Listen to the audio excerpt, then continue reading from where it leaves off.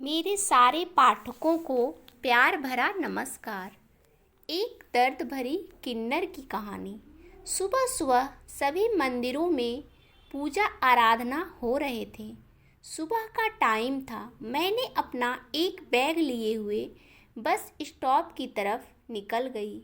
मुझे अपने एकेडमी जाना था, इसलिए मैं स्टॉप पर पहुंचकर इंतज़ार कर रही थी। बस स्टॉप के पास एक पेड़ था। उस पेड़ के छाया में बस का इंतज़ार करने लगी। अचानक दो लोगों पर मेरी नज़र पड़ी। एक दूसरे को हल्के फुल्के धक्के देते हुए आगे चल निकले। मेरी नज़रों को इन दोनों से हटना था कि अचानक रिक्शा पहुंच गया और मैं रिक्शा में सवार होकर उन दोनों के बारे में सोच रही थी। ऐसे किस्से तो रोज़ देखने को मिलते हैं, मगर मेरी सोच उनकी तरफ जाने की एक ही वजह थी, क्योंकि वह दो लोग थे। उनमें से एक लड़का और एक हिजड़ा लड़की थी। रिक्शे में बैठे 1 मिनट भी नहीं हुआ कि वही लोग सामने खड़े रिक्शे का इंतज़ार में थे और एक दूसरे को गुस्से से देख रहे हैं। दोनों को देखकर मैं समझ गई कि कोई समस्या ज़रूर चल रही है, लेकिन वह लड़के को रिक्शा के पीछे वाली सीट पर जगह नहीं मिला, तो वह मजबूरन एक ड्राइवर के साथ बैठ गया और हिजड़ा लड़की मेरे साथ बैठ गई। मैं बहुत गौर से दोनों को देख रही थी। हिजड़ा लड़की बेचारी के हाथ पर चोट लगी थी। चोट ताज़ी थी। देखकर लगता था आज का जख्म है, आज का नहीं बल्कि अभी का है। लड़का बार बार मुड़कर पीछे की तरफ देख रहा था। काफ़ी गुस्से में था, मगर लोगों के सामने कुछ नहीं कह सकता था, बल्कि कुछ बोल भी नहीं सकता था। बस वह 2-3 मिनट के बाद हिजड़ा लड़की के मोबाइल पर कॉल आई। पर्स से मोबाइल निकालकर धीरे से कुछ शब्द बोलने के बाद फ़ोन काटते हुए एक शब्द बोली, ठीक है, मैं आ रही हूँ। एक तो मैं उन दोनों की लड़ाई से हैरान थी, उनकी किसी हैरान थी, मगर उससे ज़्यादा हैरानी तब हुई जब हिजड़ा लड़की ने गाली की शब्द निकाले। समझ गई कि मैं भी एक हिजड़ा हूँ, मगर वह बात नहीं कर रही थी। शायद मुझे भी जवानी की इन बदबूदार कैरेक्टर वाले लोगों जैसा समझ रही थी, जिनकी हाथों से वह लालच टपक रही थी। मगर उसने तो बात नहीं की, मगर मैं बात करने की कोशिश कर रही थी। उस हिजड़ा लड़की से और बदकिस्मती से कि मैं खुद भी एक हिजड़ा थी। मुझे पता था कि यह जवानी वाले हिजड़ा को कितनी घटिया निगाहों से देखते हैं और इनकी गालियों के नीचे दिन गुजारना पड़ता है। मगर हम दोनों के एक दूसरे की पहचान की। उसके बाद मैंने बात को आगे बढ़ाते हुए कहा, अच्छा बताइए, आप उस लड़के के साथ क्यों झगड़ा कर रही थी? कहने लगी, क्या बताऊं, लंबी स्टोरी है। जब उसने यह बात कही कि लंबी स्टोरी है, तो मुझे बर्दाश्त नहीं हुआ और मैंने फिर उससे पूछने की कोशिश की।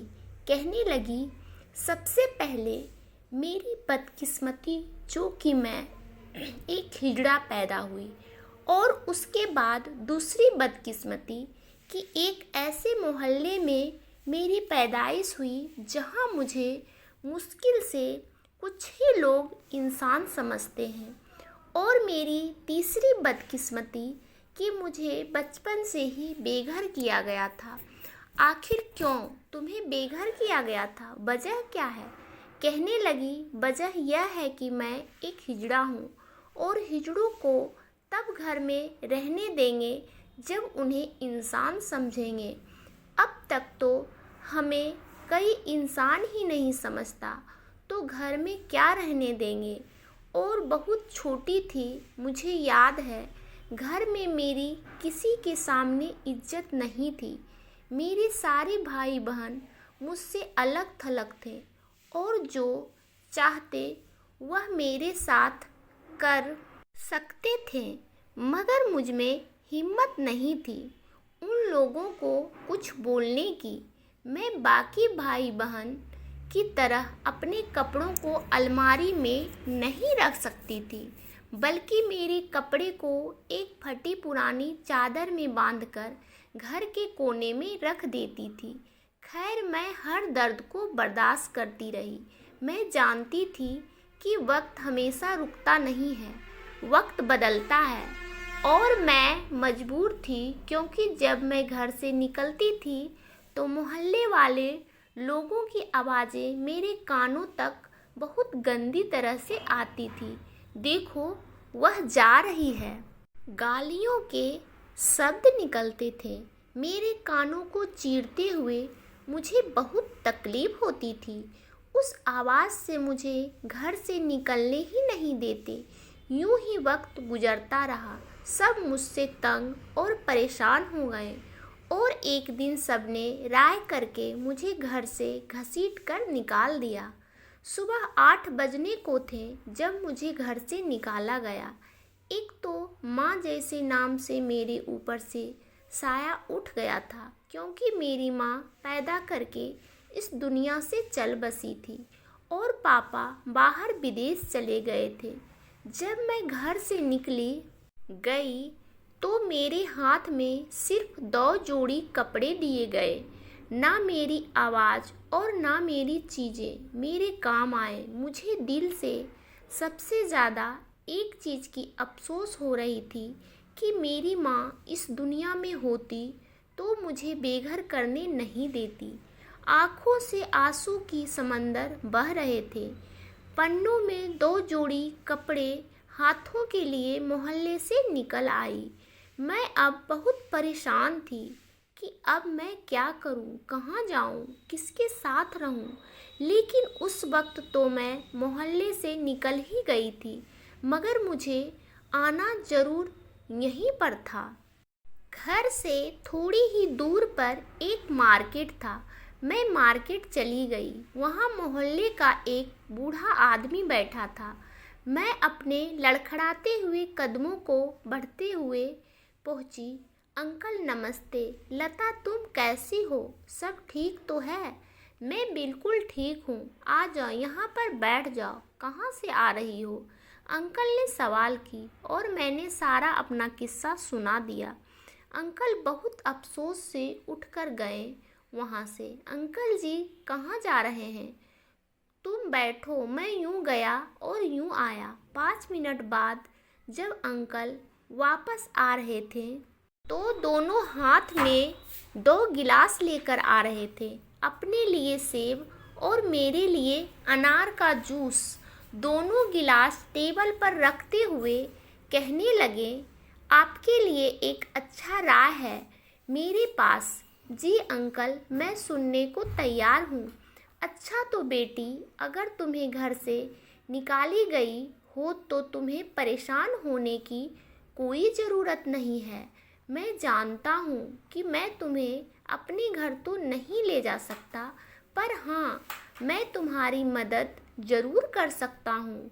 गली नंबर 5 में एक मकान खाली है। वह 2 कमरे, रसोई और बाथरूम वगैरह सब कुछ वहाँ पर है। बिजली, गैस, पानी, सब चीज़ें आपको सारी सुविधा वहाँ पर मिलेगी। किसी भी चीज़ की कोई परेशानी नहीं होगी। वह कुछ कहने ही वाली थी कि रिक्शा वाला बरस पड़ा। कब से स्टॉप पर पहुँच गए हो? तुम दोनों उतरोगे या नहीं?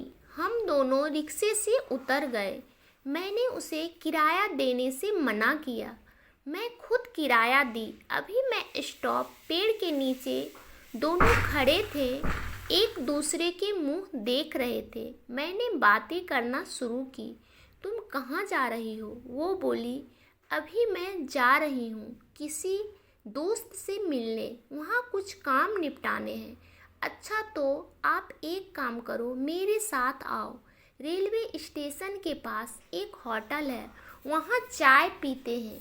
वहाँ चाय बहुत अच्छा मिलता है और चाय पीते पीते मैं तुम्हारी स्टोरी भी सुनना चाहूँगी। ठीक है, पर मैं हैरान हूँ, तुम इस जमाने में होते हुए भी किसी हिजड़ों के साथ बैठने को अच्छा समझते हो। जी मैं तो अच्छा समझती हूँ। अगर तुम ना समझ रही हो तो मुझे आज्ञा दो, मैं चली जाती हूँ। वो बोली, नहीं नहीं, ऐसी कोई बात नहीं है।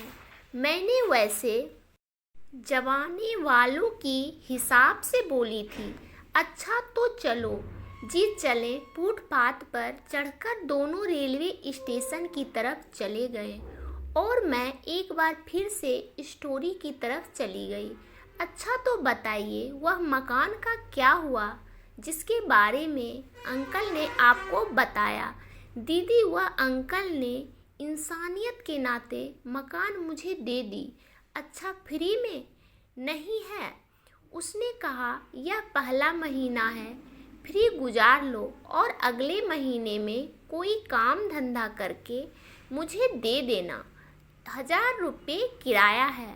मैं राजी हो गई और मकान की चाबी मांगी।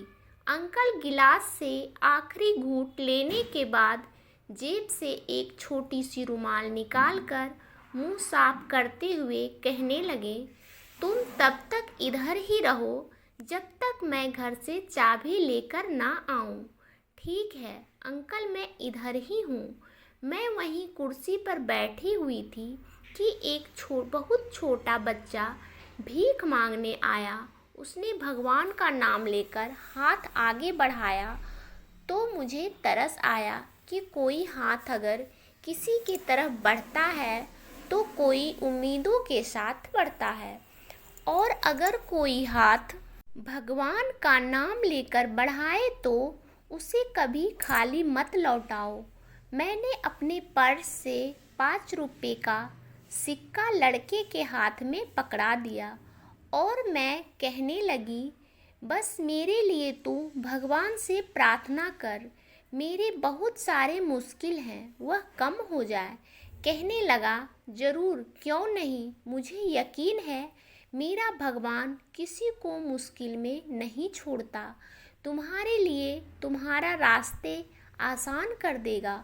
उस छोटे बच्चे की बातें सुनकर ऐसा लगा जैसे कि यह भी जुल्म का सताया हुआ है। कुछ देर इंतज़ार करने के बाद अंकल पहुंच गए और साथ में घर की चाबी भी लेकर आए। चलो बच्ची, मैं तुम्हारे साथ आता हूँ। घर सफाई करना है क्योंकि मैं पूरे 1 साल से घर की तरफ नहीं गया हूँ। काफ़ी ज़्यादा गंदा हुआ होगा। मैं मदद करने तुम्हारे साथ आता हूँ। ठीक है। अंकल का जॉयल गली नंबर 5 है और अंकल के मकान खोल दिया। यह बात पूरा होने को था मगर हम स्टेशन वाले होटल पर पहुंच गई। मैं अपने हाथ से कुर्सी को साफ करके बैठ गई और उसके सामने वाले कुर्सी पर बैठने के लिए कहा। कहने लगी, नहीं, मैं आपके पास ही बैठती हूँ क्योंकि यह टेबल की चौड़ाई ज़्यादा है।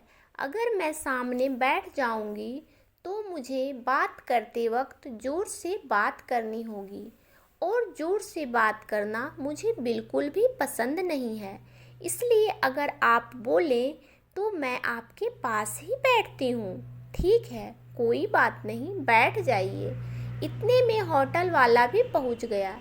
जी मैडम, क्या लेना पसंद करेंगी? जी भाई, 2 कप चाय और 2 नमकीन बिस्किट ले आओ। स्टेशन पर ज़्यादा लोगों का भीड़ नहीं था क्योंकि रेल को 1 घंटा बाद स्टेशन पर आना था। थोड़े ही लोग थे। स्टेशन में लोगों को बहुत गौर से देख रही थी। मैं गौर से देखने की वजह यह थी कि लोग हर जगह इस तरह नहीं देखते हैं जैसा कि स्टेशन के बाहर दिखते हैं। कुछ लोग माँ बाप को छोड़ के रो रहे थे तो कुछ लोग माँ बाप से मिलकर खुश हो रहे थे। कुछ लोग यार की जुदाई से टूट रहे थे तो कुछ लोग यारों से मिलकर खुश हो रहे थे। वहाँ कुछ लोग लाल वर्दी में थे जिनकी वर्दियाँ धूप में सड़क पर पीला हो चुके थे। मुझे किसी मंदिर के पुजारी लग रहे थे तो कुछ सफ़ेद कपड़े पहने हुए थे, मस्जिदों में जा रहे थे। कहीं कुछ लोग खाकी वर्दी में थे, अपने फ़र्ज को अंजाम दे रहे थे तो कहीं कुछ लोग सारी दुनिया से अलग थलग बैठे थे। बड़ा अजीब मंजर था। धड़-धड़ आहट की हर कोई अपने काम में लगा हुआ था। काफ़ी लंबी चुप्पी के बाद हिजड़ा बहन ने गिलास में पानी डालकर गिलास को मेरे सामने रखते हुए कहा, मैडम पानी पी लीजिए। जी पी लेती हूँ। 2 घूंट पानी पीने के बाद मैंने अपने बचे हुए पानी कुर्सी के पीछे लगे हुए पौधे के नीचे डाल दिए और फिर गिलास को पानी से भरकर हिजड़ा बहन के सामने रख दिया। मैडम, तकलीफ़ करने की कोई ज़रूरत नहीं है, मैं पानी खुद भी पी लेती।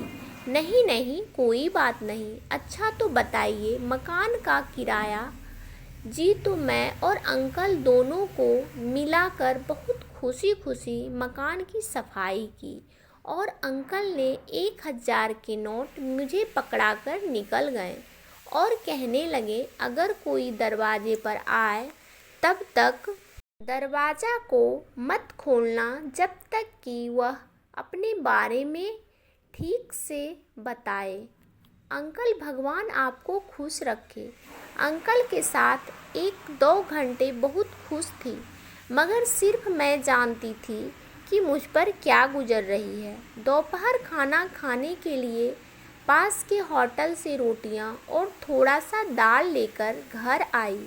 खाना खाने के बाद एक ही दिमाग में बात चल रही थी, मैं लोगों के सामने झोली फैलाऊंगी और लोगों से भीख मांगूंगी। यह फैसला मैंने तब की जब मुझे सब कामों से नाउम्मीद का सामना करना पड़ा, क्योंकि यहाँ लोग जॉब कर सकते हैं जिन लोगों का अच्छा जान पहचान हो, मगर मैं इस बदकिस्मती से भी पीछे थी। सिर्फ मैं नहीं बल्कि मुझ जैसे हजारों लोग मेरे जैसे हैं और वहाँ 3-4 जगह पर कंपनियों में भी जॉब के लिए ट्राई की, मगर नहीं मिल सका। खाना खाने के बाद घर तो ताला लगाकर मार्केट चली गई। मार्केट से एक मेकअप का डब्बा लिया और घर आकर मेकअप करके इलाके से दूर दूसरे शहर में झोली फैलाना शुरू की। उस वक्त मेरी उम्र 18 साल थी जब मैंने लोगों के सामने झोली फैलाना शुरू कर दी थी। दूसरे शहर में जाने की वजह यह थी कि वहाँ पर मुझे कोई ना पहचान सके मैं कौन हूँ। जब मैंने लोगों के सामने झोली फैलाई तो कुछ लोग 5 के सिक्के हाथ पर रखकर 1000 दुआओं की भीख मांगते तो कुछ लोग सैकड़ों नोट रखकर चुपचाप चल देते तो कहीं कुछ लोग नशा भरे निगाहों से मुझे नोच लेते थे। कुछ लोग कुछ सिक्कों के बदले मेरे जिस्म को नोचना चाहते थे। यूं ही सूरज डूबता गया। मैं भीख मांगते मांगते घर के करीब आ पहुंची। बहुत प्यास लगी थी। वहाँ सड़क के किनारे एक गन्ने का रस निचोड़ने वाला था। उससे एक गिलास रस लेकर पिया। जब गिलास रख दी थी तो अचानक उस बच्चे पर नज़र पड़ी। दिल ने चाहा उस लड़के से उसके बारे में सुनूं। यहाँ आओ। बच्चे वहीं भीख मांगने वाला था जिससे पहले भी एक दफ़ा मिल चुकी थी। जी दीदी, क्या मुझे गन्ने के रस पिला रही हो? हाँ हाँ, क्यों नहीं। पहले बताओ मुझे, तुम कहाँ रहते हो, तुम्हारे माँ बाप कहाँ हैं और तुम्हें किसने भीख मांगने भेजा है? दीदी, आप मुझे गन्नों के रस पिलाओगे तो मैं बताता हूँ, वरना नहीं बताऊँगा। भाई हाँ, क्यों नहीं। दीदी, मेरे माँ बाप स्वर्ग सिधार गए हैं और मैं अपने चाचा के घर में रहता हूँ। चाचा मुझे कहते हैं खाना बाहर खाओ, घर में सिर्फ सोने के लिए आया करो, तो इसलिए मैं भीख मांगने पर मजबूर हूँ। अच्छा, तो यह माजरा है। हाँ, तो एक काम करो, आज से मेरे साथ रहो, ठीक है? तुम भीख नहीं मांगोगे, तुम सिर्फ मेरे साथ रहो। आज से हम दोनों एक दूसरे के साथ रहेंगे। ठीक है दीदी, बिल्कुल आपके साथ रहूँगा। हाँ, अच्छा, क्या तुम्हारे चाचू तुम्हें नहीं ढूंढने आएंगे? नहीं दीदी, मैं एक हफ्ते से सड़क किनारे भटक रहा हूँ, फिर भी मुझे कोई पूछने तक नहीं आया कि तुम कौन हो और कहाँ से हो, क्या कर रहे हो। बस वह पहले इंसान तुम हो जो मुझसे कुछ पूछ रही हो। फिर ठीक है, आज से हम दोनों दोस्त हैं। अच्छा, अपना नाम बताओ। जी दीदी, मेरा नाम सुनील है। आपका? जी, मेरा रिंकी है। मुझे यह नाम पसंद नहीं है। यहाँ कहानी सुनाने के बाद कहने लगी, दीदी आपका चाय तो बिल्कुल ठंडा हो चुका है। ओहो सॉरी, चाय कब लिया मुझे पता ही नहीं लगा। ठंडी चाय को एक घूंट मैंने पी लिया और बिस्कुट ऐसा ही प्लेट में पड़ा रहा। जी, तो आप अपनी बात को आगे बढ़ाइए। माफ़ कीजिए, लगता है कि आज आपका टाइम वेस्ट किया मैंने। नहीं दीदी, कोई बात नहीं। बचपन से लेकर आज तक तुम ऐसे आदमी हो जो इतने गौर से मुझे सुन रहे हो। जी, तो वह लड़का पहले दिन से ही मेरे साथ रहने लगा और मैंने उसे स्कूल में दाखिला भी करवा दिया। मैं उसे एक कामयाब आदमी देखना चाहती थी, मगर बदकिस्मती 7 क्लास पढ़कर स्कूल छोड़ दिया उसने, और उसके बाद 2 साल मेरी नज़रों से गायब हो गया। फिर 2 साल बाद वापस आया और मुझे अपने बारे में कुछ भी नहीं बता रहा है कि वह कहाँ गया और कहाँ से आया।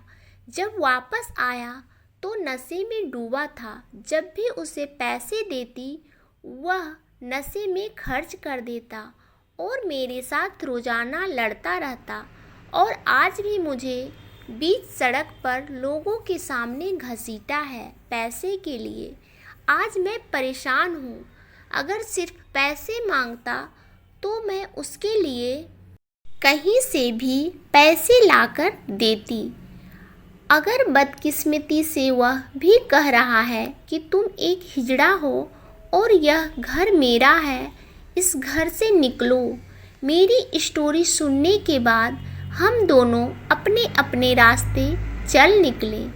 जब मैं अगले दिन अखबार खरीदने अखबार वाले पास गई तो सब न्यूज़पेपर के फर्स्ट पेज पर सुर्खियों में कुछ लिखा था कि दूसरी दफ़ा घर से निकालने पर हिजड़ा ने खुदकुशी कर ली। यह भी भगवान के दिए हुए इंसान ही तो हैं। तो दोस्तों, मेरी ये कहानी आपको कैसी लगी हमें कमेंट करके ज़रूर बताएं, और कहानी अच्छी लगी हो तो इसे लाइक करें, और ना भी अच्छी लगे तो लाइक कर दीजिए, और इस चैनल को सब्सक्राइब भी कर दीजिए। और आप सब अपने जीवन में खुश रहें, मस्त रहें, यही भगवान से प्रार्थना है। धन्यवाद दोस्तों।